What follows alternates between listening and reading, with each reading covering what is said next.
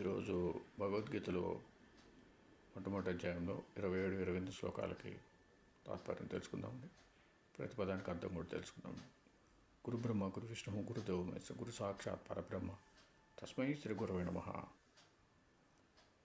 తాన్ సమీక్షసే కౌంతేయ సర్వాన్ బంధూన్ వస్థితాన్ కృపయా పరయావిష్టో విషేదన్నిదమబ్రవీత్. సహా ఆ కౌంతేయ అర్జునుడు అవస్థితాన్ ఉండిన తాన్ ఆయా బంధూన్ సర్వాన్ బంధువులందరినీ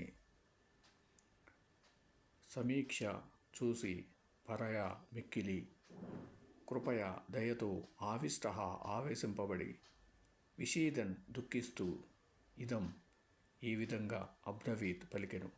అర్జునుడు అచ్చటనున్న బంధువులందరినీ కాంచి అత్యంత దయాద్ర చిత్తుడై దుఃఖిస్తూ ఈ విధంగా పలికాడు.